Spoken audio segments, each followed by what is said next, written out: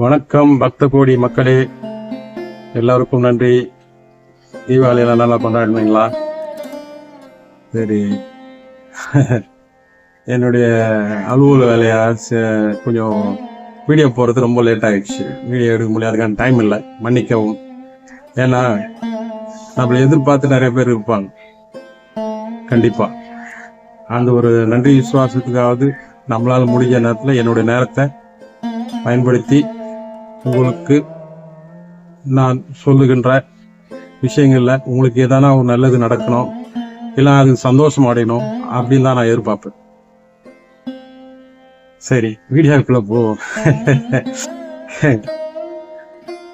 என் குருவும் என் குருவின் குருவிற்கும் என் குலதெய்வத்திற்கும் இந்த பிரபஞ்ச ஆற்றலுக்கும் இந்த எனக்கு உதவி செய்கின்ற எல்லா நல்ல ஆத்மாக்களுக்கும் நல்ல தேவர தேவதைகளுக்கும் முக்கோடி சித்தர்களுக்கும் என் வழிநடத்தி செல்லுகின்ற உண்மையான ஆத்மாக்களுக்கும் நன்றியை தெரிவித்து இந்த பதிவை நான் பதிவு செய்கிறேன். என்ன மக்களே, இன்னைக்கு என்னடா சாமி சொல்ல போறாரு? ஏன்னா புத்தகங்கள் படித்து அதுல இருந்து சில கருத்துக்கள் எடுத்து தலைப்பு வச்சு பேசுறதா இருந்தால் டெய்லியும் 2 வீடியோ போடலாம். எனக்கு அப்படி கிடையாது. என் அனுபவத்தில் உணர்ற விஷயங்களை மட்டும் நான் சொல்லிட்டு இருக்கேன். நான் அது சில பேருக்கு இவர் ஏதோ பெரிய பந்தாக்கா பேசுறாரு, ஏதோ பேர் எடுக்கிறேன், அது 1000 பேர் நினைச்சாலும் கவலை. எல்லாருக்கும் நான் பதில் சொல்ல முடியாது. என்னுடைய சுய அறிவுக்கு அனுபவத்தில் அனுபவிச்ச விஷயங்களை சாதாரண எளிமையான மக்கள் அது தெரிஞ்சுக்கணும் சொல்லிட்டு நான் சொல்லிட்டு இருக்கேன். அதனால் அதில் சில விஷயம்லாம் கொஞ்சம் வித்தியாசமாக இருக்கும். ஏன்னா சில பேர் சில மகான்களை பற்றி சொல்லும் போதும் சில இடத்துங்களை பற்றி சொல்லும் போதும் கொஞ்சம் வித்தியாசம் இருக்கும். நம்ம இருக்கிற மாதிரி சொல்கிறோம், அவங்க கொஞ்சம் அது மாதிரி கொஞ்சம் அதில் பிணைச்சி சுவாரஸ்யமாக அலங்கரித்து சொல்லுவாங்க. அது ரைட்டு, அது ஒன்றும் தப்பு கிடையாது. அப்படி இன்னைக்கு நம்ம என்ன பார்க்கணும்னா, சித்திரங்கள் யார், என்னுடைய அனுபவங்கள். இதில் யாரும் ஒருத்தர் அதை மேட்ச் பண்ணி இல்லை அதை அங்கே சொல்லியிருக்காங்க, இது இங்கே சொல்லியிருக்காங்க, இவர் வேற மாதிரி சொல்ல, அதெல்லாம் தேவையில்லை. என்ன அனுபவத்தில் சித்திரம்னா யார், மாகாணங்கள யாருன்னு சப்ஜெக்ட் இருக்கு. சித்திரம் மத்தம் இல்லை. இப்போ நிறைய பேர் சித்திரங்க ஓடுறாங்க. சித்திரம் மத்தம் கிடையாது. சித்திரங்க இருக்காங்க, மகான்கள் இருக்காங்க, யோகிகள் இருக்காங்க, குருக்கள் இருக்கிறாங்க, இப்படி பல விதம் இருக்கு. ஆனா மக்கள் அறியாமை. ஏதோ யூடியூப்ல சித்திரங்களை பத்தி அப்படி பேச ஆரம்பிச்சிட்டு சித்திரங்க ஓடுறாங்க. வேற ஒண்ணும் கிடையாது. அந்த அறியாமையை நீக்கிறதுக்கு தான் இன்னைக்கு சித்திரங்கள்லாம் வந்தாங்க. மானிட உருவல சில மனிதர்களாகவும் குடும்பஸ்தர்களாகவும் உள்ளுக்குள்ள சித்திர வாழ்க்கை வாழ்ந்து மக்களுக்கு சில அறிவுரைகள்லாம் சொல்லிட்டு இருக்காங்க. ஏன்னா இருக்கணும் தான் சொல்ல முடியும் உங்களுக்குலாம் எடுத்து. அது நல்லா நீங்க மைண்ட்ல புரிஞ்சுக்கணும். யாருன்னா ஒரு சித்த மாதிரியோ ஒரு குரு மாதிரியோ ஒரு பெரிய மனுஷன் மாதிரி காய் வச்சு தான் கட்டிக்கின்னு இருக்கணும், முடிதான் விட்டுன்னு இருக்கணும் அவசியம் கிடையாது. அதை ஃபர்ஸ்ட் தெரிஞ்சுக்கணும். நீங்க புரிஞ்சுக்கணும். அடிப்படை நீங்க புரிஞ்சுக்கிட்டாதான் அந்த நிலைக்கு நீங்க போக முடியும். சாதாரண ஊர்ல ஒரு பெரிய மனுஷன் மாதிரி சுத்திட்டு இருப்பாரு.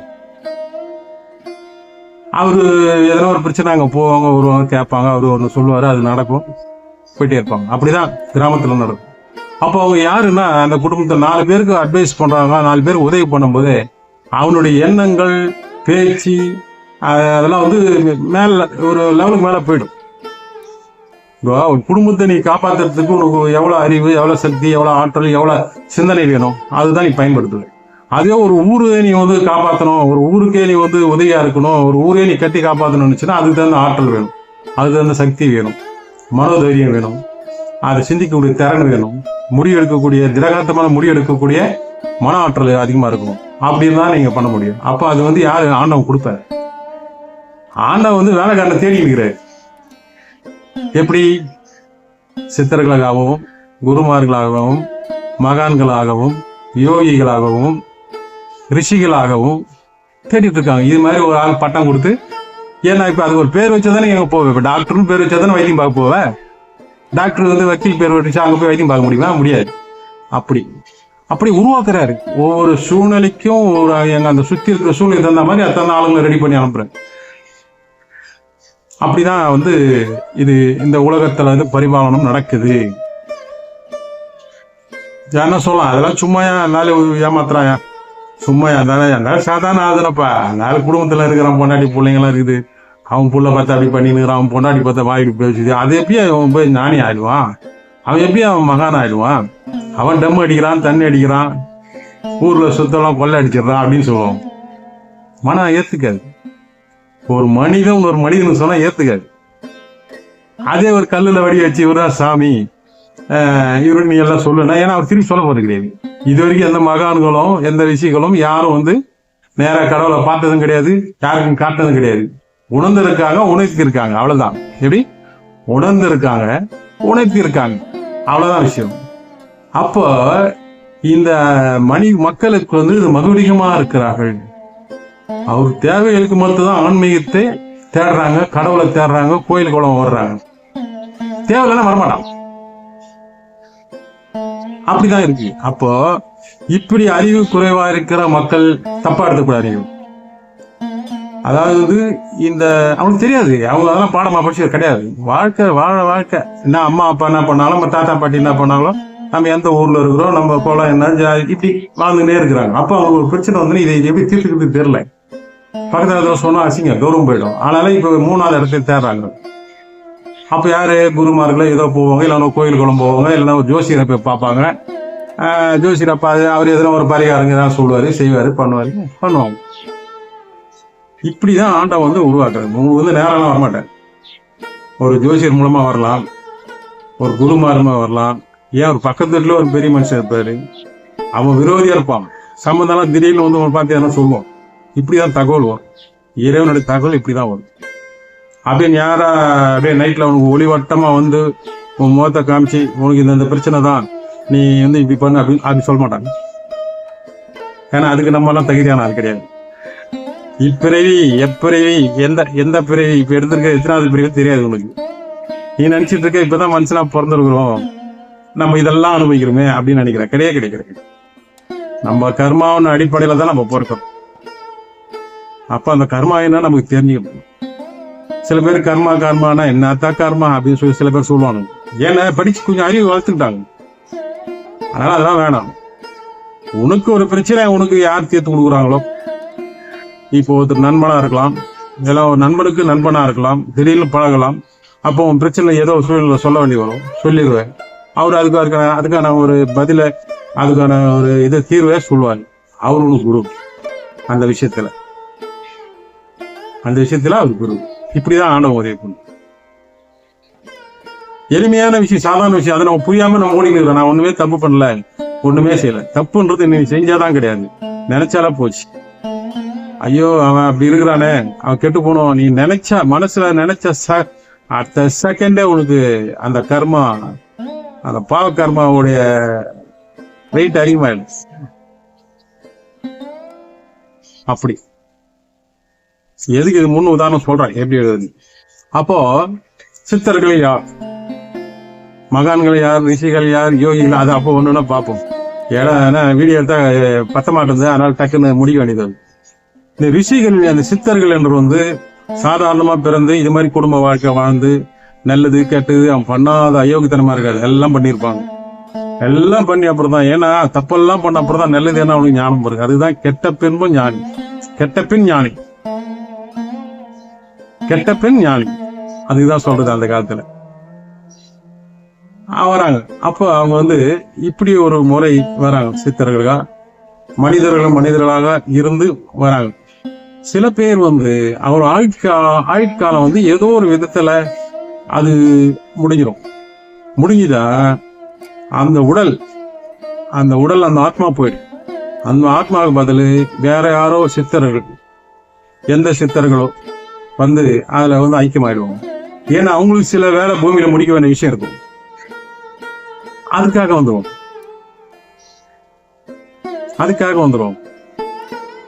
ஏன் சாமி அந்த உடல் அந்த ஆத்மா சேர்ந்தா அந்த உடல் இருந்த ஆத்மா என்ன செஞ்சதோ அதானே செய்யும்னா கிடையாது. இந்த ஆத்மா உள்ள போனாலும் எல்லா நினைவாற்றல இருந்து எல்லாமே மாறிடும். அப்படிதான் கணக்கம்பட்டி மூட்டைசாமி, அவர் ஒரிஜினல் சோல் கிடையாது, பாம்பாட்டி சித்தருடைய ஆத்மா அப்படின்னு சொல்றாங்க.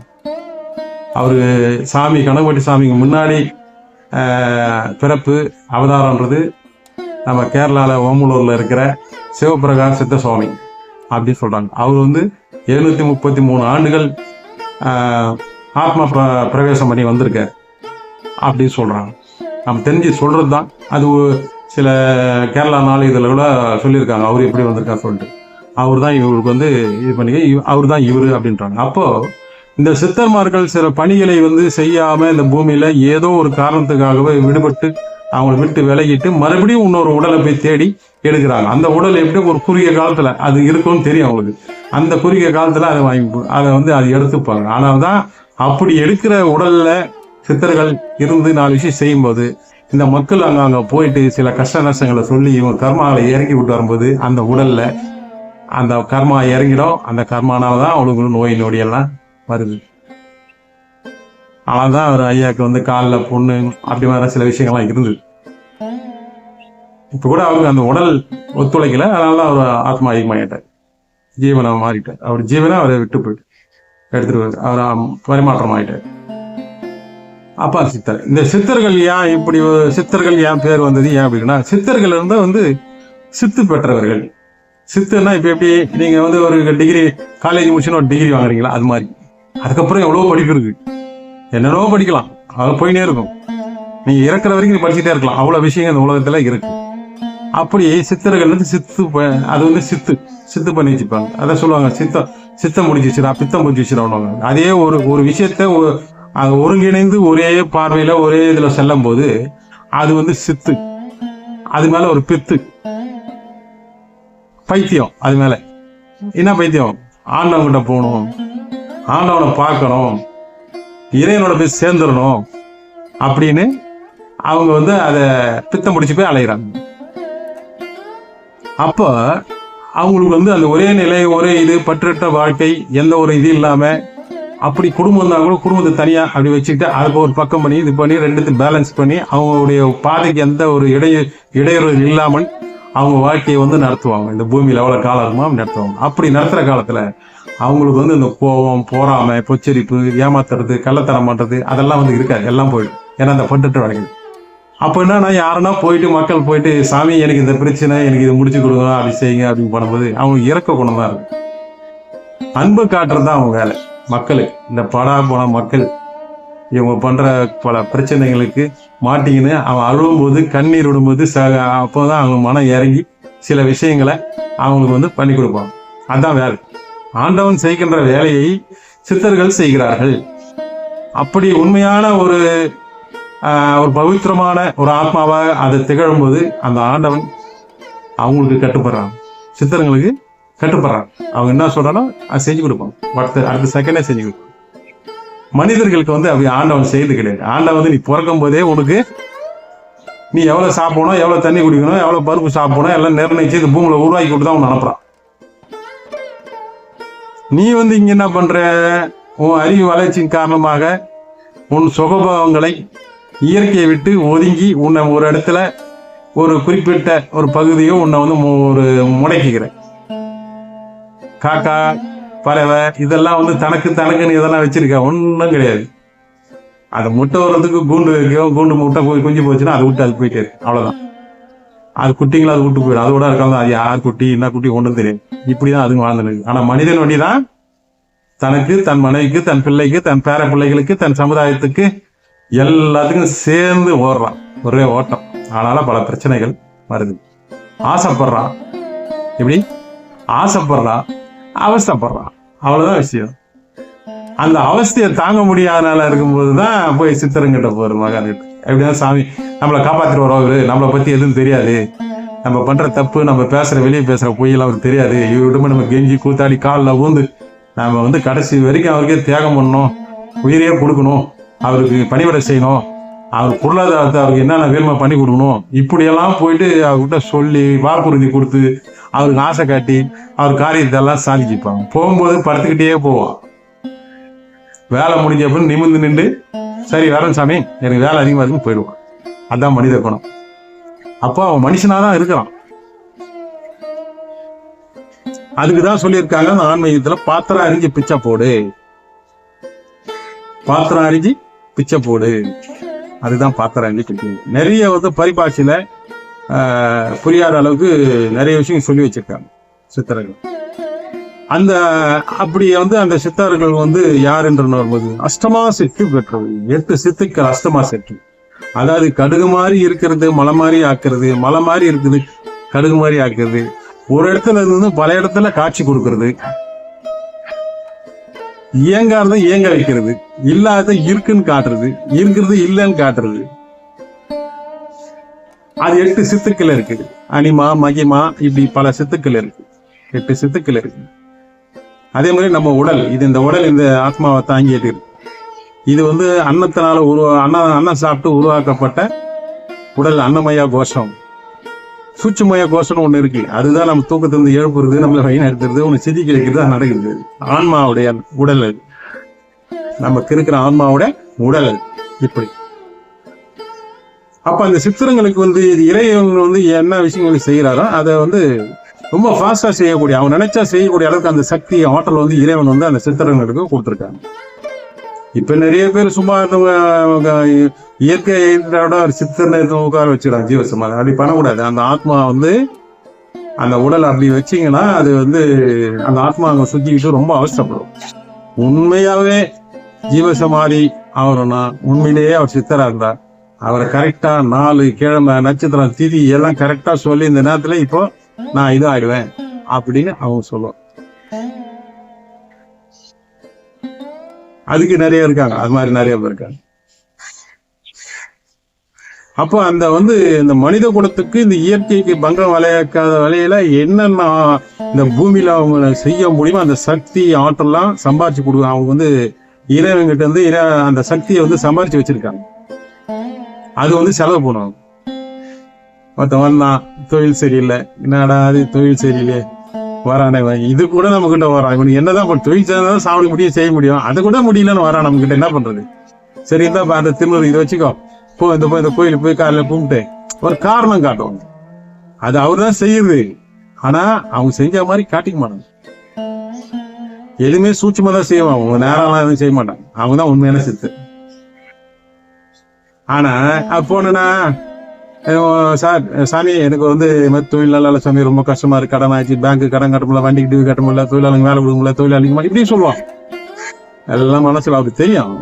அப்படியா சரி போ அப்படின்னு அவன் கேட்ட விட்டு என்ன பேசுவான், இவ்வளவு சொன்னோம் நம்ம எப்படி அடுத்த செகண்டே இந்த ஆள் வந்துடும் வாயில, இவ்வளவு சொன்னோம் போன்றாரு. ஏன்னா கூட ஃப்ரெண்ட் ஏன்டா இங்க எட்டுன்னு வந்தேன் என்ன அந்த ஆளுனா பிச்சைக்கார மாதிரி இருக்கிறான், அவன் உட்காந்துக்கினா போன்றான். ஒரு மரியாதை மனுஷனை மதிக்கிறது இல்ல. எப்படி இவன் எதிர்பார்ப்பு பாருங்க எப்படி இருக்குது மனுஷனோட எதிர்பார்ப்பு. எதுக்காக மனிதன் அவன் வந்து குற்றம் சொல்றான், அந்த குறை சொல்றோம்னா நம்ம தான் காரணமா இருக்கும், மக்கள் தான் காரணம். அது நல்லா புரிஞ்சுக்கணும். ஆனா அவன் ஏத்துக்க மாட்டான். ஏன் ஏதோ கொஞ்சம் சம்பாதிச்சு அவர் வைத்து அவர் சாப்பிடறல அந்த திமிரு, அந்த ஆணவம். அப்ப என்ன பண்ண வந்துருவான், கேட்டு விட்டு வெளியே வந்துருவான். ஒரு 2 நாள் ஆயிடும், ஒரு வாரம் ஆயிடும். இவன் என்ன நான் சொல்லிட்டு வந்தானோ அவர்கிட்ட சித்தரிக்கிட்ட அந்த வேலையெல்லாம் நடக்கும். இவரு மறந்துடுவான். அவ்வளவு முடிஞ்சு அடப்போட நான் அப்புறம் கேட்டா கூட போடா நான் போனா அந்த வேலை செஞ்சேன் அதெல்லாம் வந்து சரியா போச்சுறாங்க. ஆனா அந்த சித்தர்கிட்ட போச்சு அப்படின்னு பாத்தீங்களா. அவரு இவனை கூப்பிடல, நீ வாடா நான் செய்யறோம் சொல்லல. ஆனா இவனே போயிட்டு அவனுக்கு எப்படி கெட்ட பேர் உருவாக்குறான் பாருங்க. ஆனால் ஒரு பெரிய பிரச்சனை நடக்கும். சோதிப்பாங்க, கொடுப்பாங்க, கண்டிப்பா கொடுப்பாங்க. சித்திரங்களுக்கு கண்டிப்பா வைப்பாங்க. எவன் ஒருத்தர் சிசிய மரம் இருக்கணும்னு நினைக்கிறவன் சித்திரங்களுக்கு கொடுக்குற அவங்க திருவள்ளியாடல வந்து எவன் சமாளிச்சு நிக்கிறானா அவன் தான் சிசியன் ஆக முடியும். அப்போ அது ஒரு பிரச்சனையை கொடுக்கும் போது அப்பதான் யோசிப்பான், அடே நம்ம அங்க போயிட்டு வந்தப்பறம் எல்லாமே நல்லா தானே இருந்தது. இப்ப நம்ம தலைக்கு நம்ம திமிரு பூச்சி ஆனெல்லாம் நம்மளுக்கு கரெக்டா செக் வச்சுட்டாங்க. அப்புறம் தூக்கணும் ஒரே ஓட்டம் ஓடியாகும் பாருங்க. அப்படியே ஓடியாகும். சாமியே கூட்டம் வந்து போன அப்புறம் ஒரு வாரம் நல்லா இருந்தது சாமி, இப்ப திடீர்னு இந்த பிரச்சனை மாட்டேன். அதை பார்த்து சிரிப்பார். தெரியும் என்ன நம்மளை பத்தி திட்டினா என்ன பண்ண எல்லாம் தெரியும். சரி ரைட்டு சரி சரி சரி பாக்கலாம்பா பாத்துக்கலாம். அப்பயும் அப்படிதான் சொல்லுவாரு, சரி பாத்துக்கலாம்பா அப்படின்னு. இவன் என்ன பண்ணுவான், என்னடா அது போன வாட்டி வந்தா போ பாத்துக்கலாம்னாரு, இப்ப பாத்துக்கலான்றாரு. எதுவுமே வாய்க்கு வந்து நம்ம சொல்ல மாட்டேன்டாரு. அவன் பிரச்சனை முடிஞ்சு இத்தனால முடிச்சு சொல்ல மாட்டேன்டாரு அப்படின்னு இவனோட இயக்கம். இவன் எதிர்பார்ப்பு, இவன் அந்த சூழ்நிலையில இருக்கிறான். அப்ப அவர் உடனே அது மாதிரி சொல்லிட்டா சரினா, அப்பா அவரு சித்தர்ப்பா, அவரு மகான்பா, அவரு கடவுள்பா, அவரு பயங்கரமான ஆள்பா, நீங்க விளம்பரம் எதுவும் பண்ண வேண்டியது சித்தரு, இவனை விளம்பரம் பண்ண ஆரம்பிச்சிருவான், இவன் 4 பேர் சொல்ல ஆரம்பிச்சிருவான். அப்படியெல்லாம் நடக்கும். ஆனால வர்றவங்க தான் பிரச்சனைகளை அல்ப விஷயம், இந்த வாழ்க்கை வாழ்றதுக்கு, இந்த புற வாழ்க்கை வாழ்றதுக்கு தேவைகளை இவன் செஞ்ச பிரச்சனைகளுக்கு போய் அவர் பாட்டுக்கு சைலண்டா ஒரு உட்கார்ந்துக்கிறாரு. அவரு ஆமையை அவர்கிட்ட போய் இதெல்லாம் சொல்லி அவரை கிண்டி கிளறி எல்லாம் பண்ணிட்டு இவன் இப்படி எல்லாம் பண்ணிட்டு இருப்பான். பாருங்க எப்படி அந்த வேலை அவனுக்கு முடிஞ்சன்னு அவன் என்னென்ன வாக்கு கொடுத்தான். நம்ம அந்த சித்தர்கிட்ட போகும்போது எப்படி போனோம், அப்படியே மண்ணில் உருண்டையிலே போடுமே, காலிலே ஊந்து கிடந்துமே, இதெல்லாம் நம்ம சொன்னோமே, நம்ம எப்படி இது மறந்தோம், சே நம்ம மனுஷனே கிடையாது அப்படின்னு அவன் மனசாச்சு அவனுக்கு சொல்லும். நீ மனிதன் தானா அப்படின்னு கேள்வி அவனுக்குள்ளேயே எழுந்திரிக்கும். அப்போ இந்த மாதிரி விஷயம் சித்திரங்கிட்ட போய் இவன் செய்யறதுனால அவனுக்கு கீழே பணிபுரியதோ இல்ல நண்பர்களோ அவனும் அந்த வேலையை அவனுக்கு செய்வாங்க, உணர்த்துறதுக்காக செய்வாங்க, கண்டிப்பா செய்வாங்க. அது மாதிரி மனிதர்கள். அப்ப இந்த சித்திரங்களுக்கு என்ன ஏன் இப்படி இது பண்றாங்கன்னா, அவங்க இந்த பூலோகத்துல இருக்கும்போது இந்த அஷ்டமாசத்து பெற்று அவங்க அந்த ஆன்மீக பாதையில செல்லும் போது இந்த இடையில வர மக்களுக்கு பிரச்சனைகளை தீர்த்து கொடுப்பாங்க. எப்படி தீர்த்து கொடுப்பாங்க, இங்க வரான் கடவுள்கிட்ட போனா எல்லாம் போய் பார்த்துட்டு வந்துடுறான், ஒன்னும் கிடைக்கல. இங்க வந்த சொன்ன இவங்க என்ன நினைக்கிறாங்க, நம்ம இங்க விட்ட மறுபடியும் அங்கதான் போக போறேன், ஆனா பாவம் பெரிய அவன் பார்த்து கேக்குறானே கொடுத்துடலாம் அப்படின்ட்டு சில விஷயங்களை கொடுத்துருவாங்க, சில விஷயங்களை கொடுத்து பார்ப்பாங்க போ அப்படி. ஆனால் இவன் நல்லவனா இல்லாம இவனுக்கு கொடுத்தா இவனால மத்தவனுக்கு தொந்தரவு வரும் அப்படின்னு நினைச்சா கொடுக்க மாட்டான். இவன்கிட்ட கொடுத்தா இவன் 4 பேருக்கு உதவியா இருப்பான், இல்ல இவனுக்கு இந்த நல்லது பண்ணா 4 பேருக்கு நல்லது செய்வான் அப்படின்னு சொன்னதான் கொடுப்பாங்க. அதுலயும் தெரியாம சில பேர் கொடுத்துட்டு ஏமாந்தவங்க இருக்கான் சித்தருங்க. எதனால ஏமாறாங்க அவனுக்கு தெரியாது கிடையாது, தெரியும் எல்லாமே. இவன் அவ்வளவு புகழ்வான், பெருமைப்படுத்துவான் அவரை. சாமி நீ சாமி நான் உங்க காடையிலேயே இருப்பேன் சாமி, உங்க கூடயே இருப்பேன் கடைசி வரைக்கும், நீ திட்டினாலும் செருப்பால அடிச்சாலும் நான் இருப்பேன் சாமி, நான் ரொம்ப நல்லவன் சாமி, நான் பிறந்த குளம் அப்படி, நான் இருக்கிற இடம் அப்படி, அதனால நான் நல்லவன் சாமி அப்படி இப்படின்னு சொல்லுவான். அந்த மனசாட்சியை கைட்டி விட்டும் சொல்லுவான். இவ்வளவு விஷயங்களும் ஒரு சித்தர்கிட்ட, ஒரு மகான் கிட்ட, ஒரு யோகி கிட்ட சொல்றான்னா அவன் எப்படிப்பட்ட மனிதனா இருப்பான் பாருங்க. அந்த சொல்லுக்கு என்ன மரியாதை. எல்லாம் இந்த பூமியில பிறந்த எல்லா ஜீவராசிகளோட மனிதருக்கு ஒன்றிதான் பேசி பரிமாற்றம் செய்யக்கூடிய சக்தி, ஆற்றல் கொடுத்திருக்கான். அந்த வார்த்தையை அவன் அனாவசியமா பேசி அந்த இதே கெடுத்து, அது ஒரு நம்பிக்கை துரோகமா இருந்தாங்க. அவ்வளவு மனசாட்சி இல்லாதவங்க.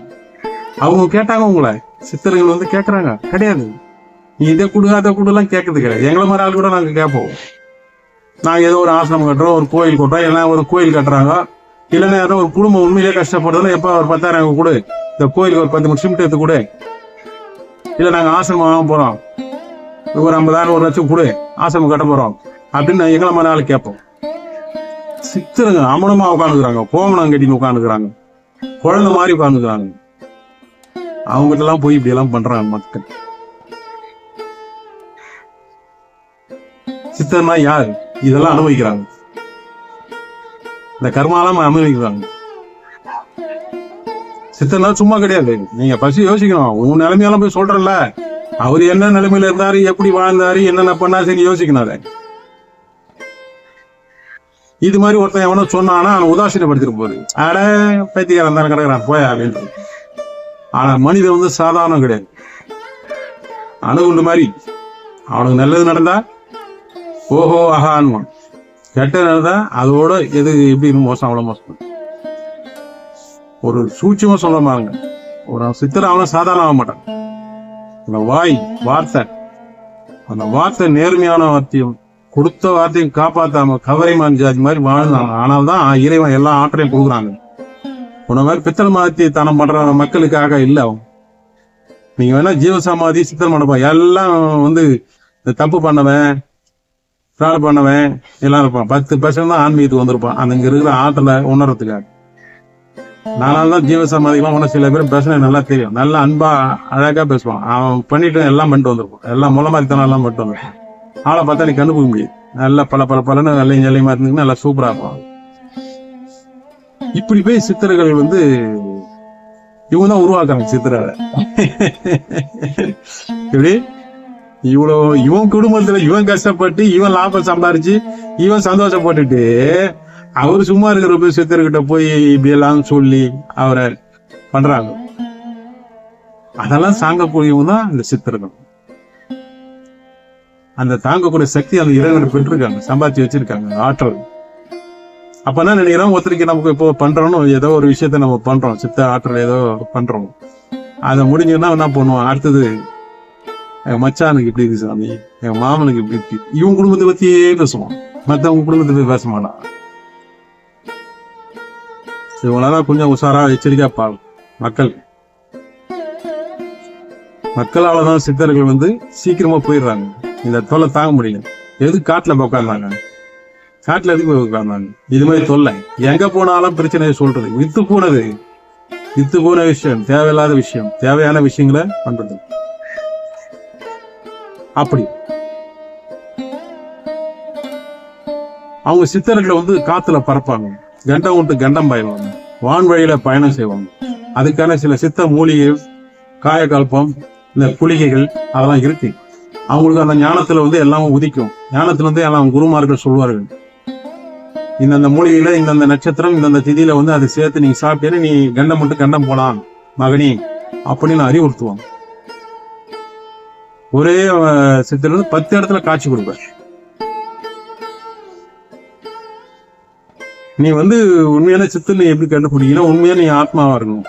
நீ முல்ல மாதிரி ஃப்ராடு மாதிரியே இரு. ஆனா நீ அவர்கிட்ட போகும்போது அங்க போய் நீ அவர்கிட்ட நீ உட்கார்ந்தேனாங்க, உன்னுடைய மனசுல இருக்க கஷ்டம்லாம் இருக்கும் ஒரு பக்கம். ஆனா அந்த கஷ்டம்லாம் பறந்து போன மாதிரி ஒரு ஃபீல் பண்ணுவேன். உடம்பு லேஸ் ஆயிடும்,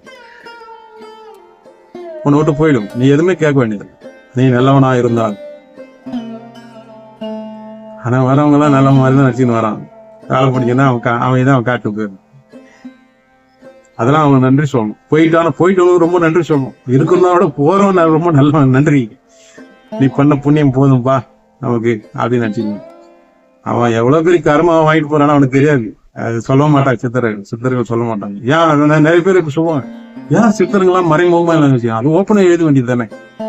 ஏன்டா அவனுக்கு எழுதணும், உனக்கு ஏன்டா எழுதணும்?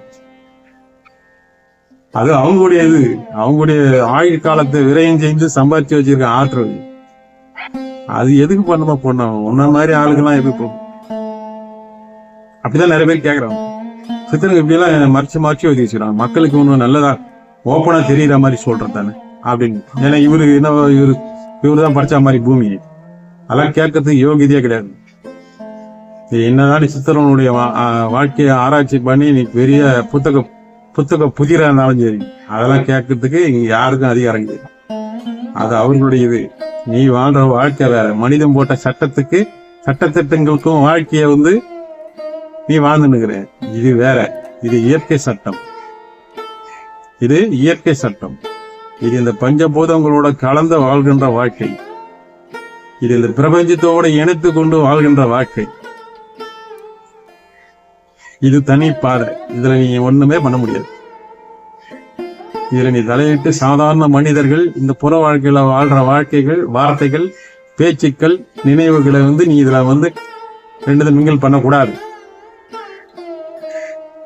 உன் காரியங்களை நீ உண்மையானவனா இருந்தா, சுத்தமான ஆத்மாவா இருந்தா, சொன்ன வார்த்தை நீ காப்பாத்துறவனா இருந்தால், குருமார்கள்ட்ட நீ வந்து சரணாகதி ஆகும்.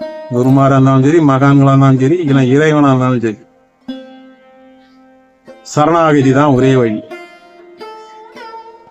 அதை விட்டு சித்தமார்கள்ட்ட போய் நீ ஆர்குமெண்ட் பண்றது, குறுக்கு கேள்வி கேட்கறது, நீ எந்த நேரத்துல பெறணும்னு விதி இருக்கும்.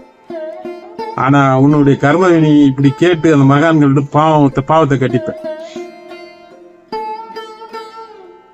அதே மாதிரி ஒரு ஜாதகத்துல ஒருத்தனுக்கு 2ஆம் இடத்துலயோ குரு வந்து நீச்சம் ஆயிட்டாரு இல்ல வக்கரம் ஆயிட்டாருன்னா கண்டிப்பா குருநாதருக்கு துரோகம் பண்ணுவாங்க.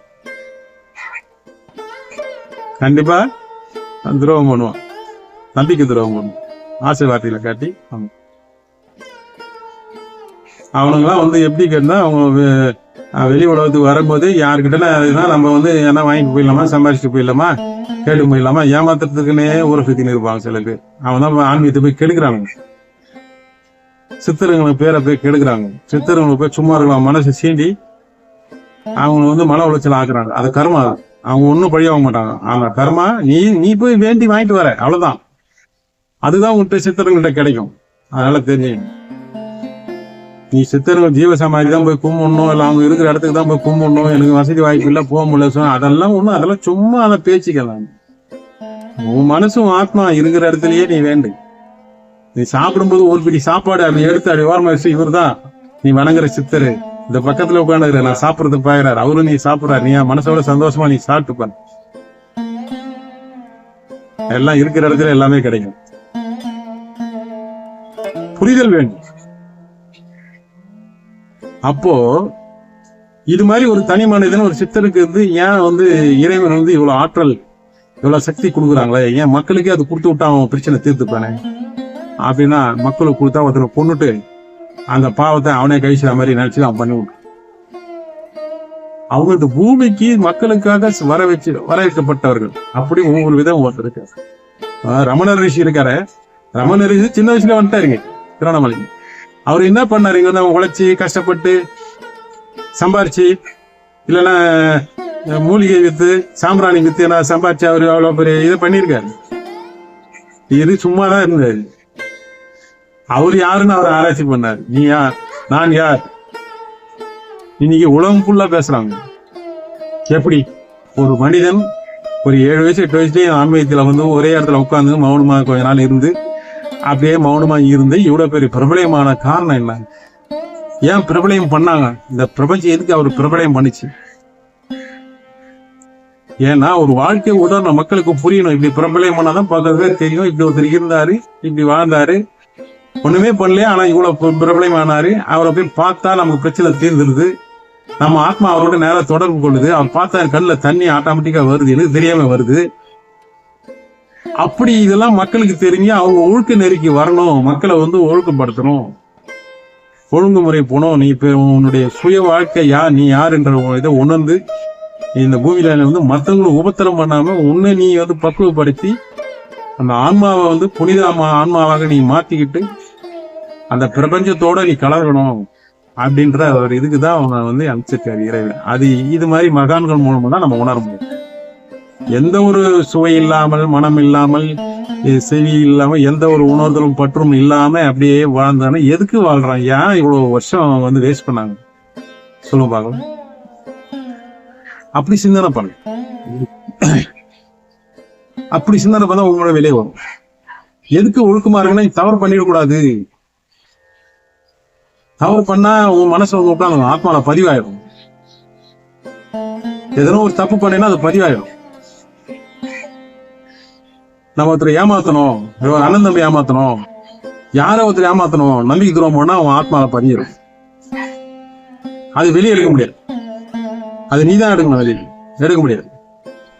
அது மாதிரி தவறுகள் செஞ்சுட்டு மக்கள் வந்து நாளைக்கு மனசாட்சி கேள்வி கேட்டு துன்புற்று வாழணும்.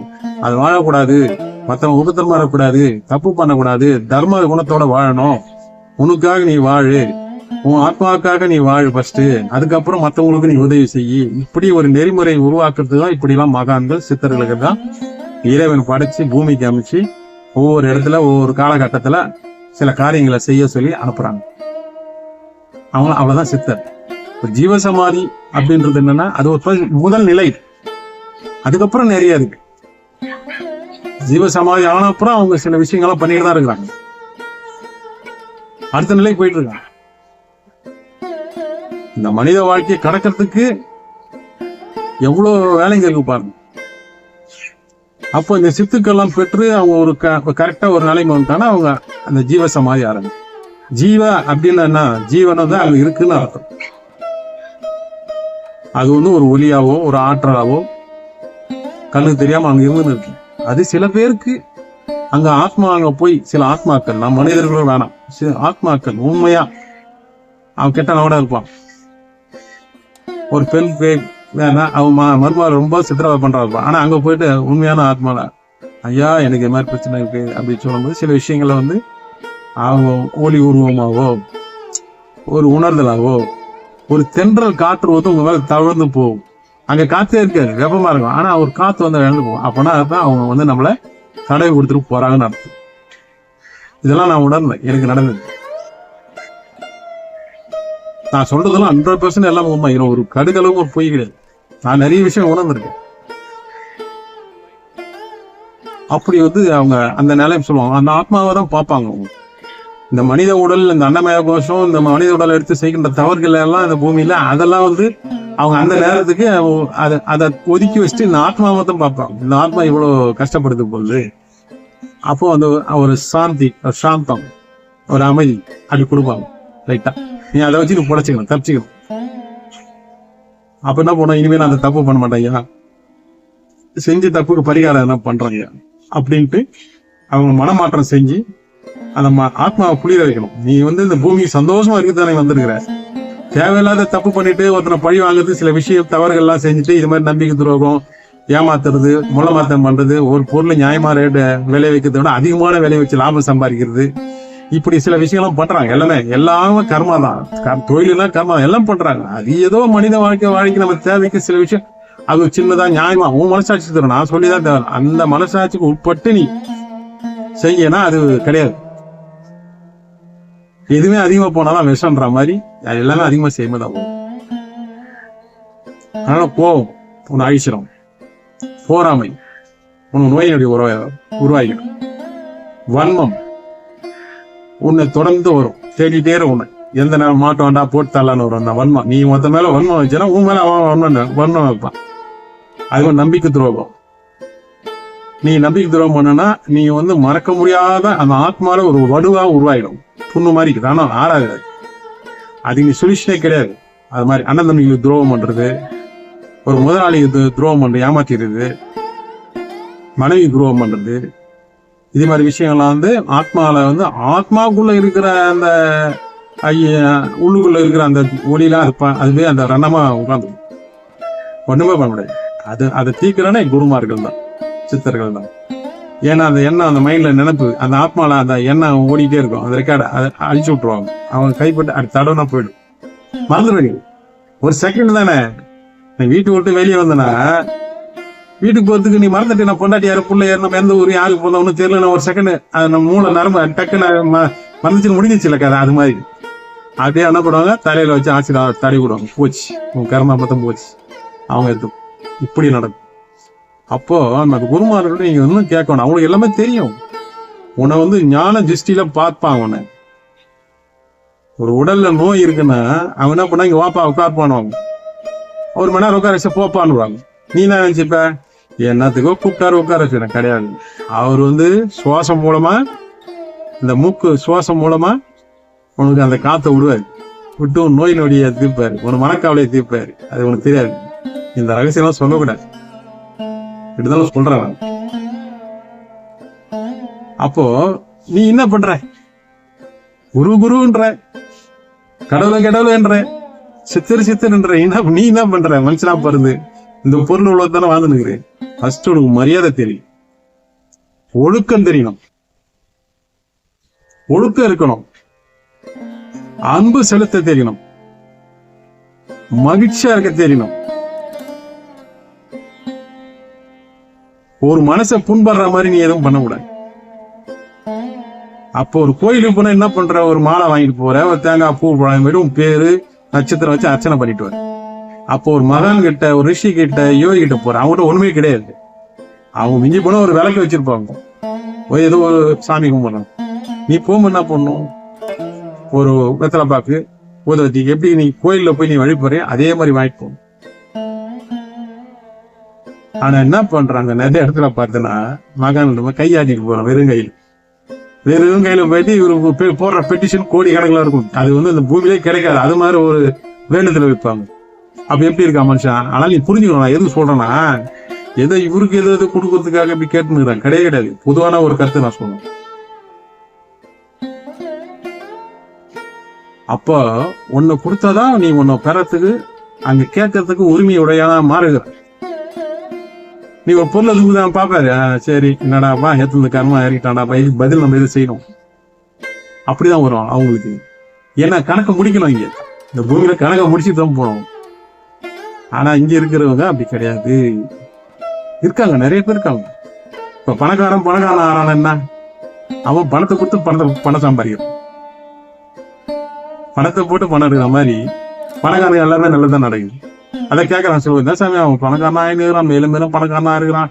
அவன் ஆமா போறான் கோயிலுக்கு, அவன் தான் பண்றான், அவன் எந்த தப்பு பண்றான் இது பண்ணா இப்படி சம்பாதிக்கிறான் காசு எடுத்து கொஞ்சம் எடுத்து அங்க செலவு பண்ற சாமி கொடுத்துட்டு வரான். அவங்க கர்மம் இறங்கிடுது ஆட்டோமேட்டிக்கா இயற்கையாவே.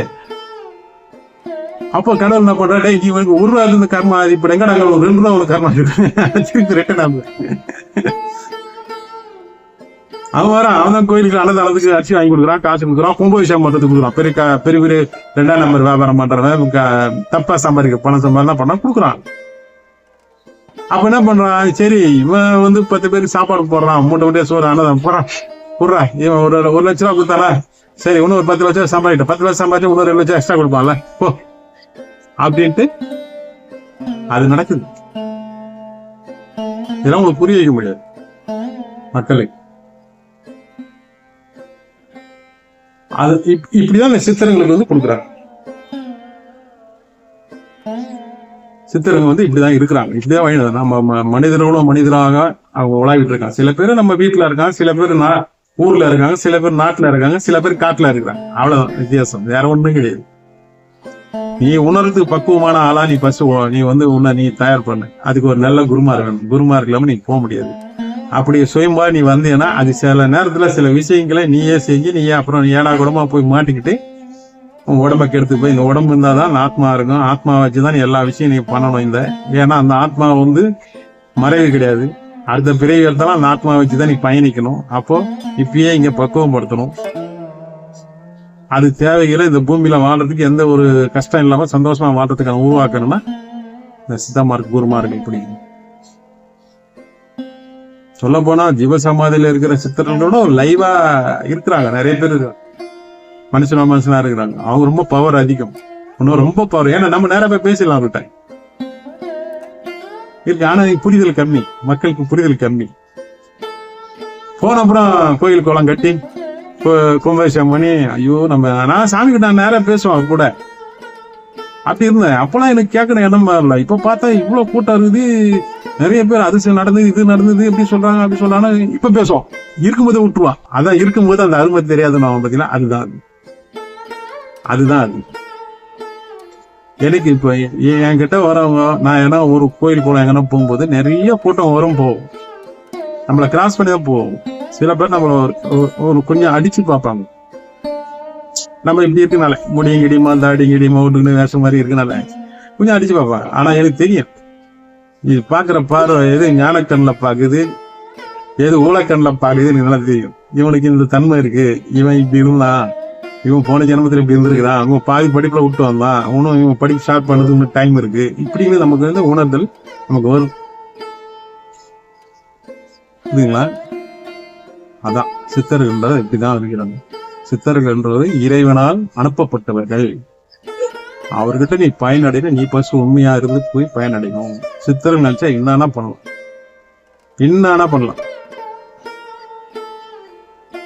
அது மாதிரி நிறைய சித்தர்கள், நிறைய மகான்கள் நிறைய விஷயம் பண்ணியிருக்காங்க. ஆனா நம்ம மக்களை வந்து அல்பமான விஷயத்துக்கு வராங்க. புருஷ மூட்டாட்டி தகராட்டு, சொத்து பிரச்சனை, கடன் தொல்லை, இப்படி வராங்க. அல்ப விஷயம். நீ அந்த அருளை பெற்று விட்டா இந்த பிரச்சனை எல்லாம் புஷ் செகண்ட்ல போயிடும். அதுக்கெல்லாம் நிறைய அனுபவங்கள் இருக்கு, உதாரணம் இருக்கு, என்கிட்ட இருக்கு, உண்மையான விஷயங்கள்லாம் இருக்கு, ஒரு செகண்ட்ல போயிடும். அதனால சித்தர்ன்றா சித்தர்னா யார்? இப்படிதான் சித்தர். இன்னும் நிறைய அற்புதங்கள் இருக்கு, சொல்றதுக்கான நேரம் கிடையாது. நான் எவ்வளவு தூரம் ஷார்ட்டா சுருக்கி சொல்ல முடியுமோ என்னோட பாஷையில சொல்லியிருக்கேன். அதனால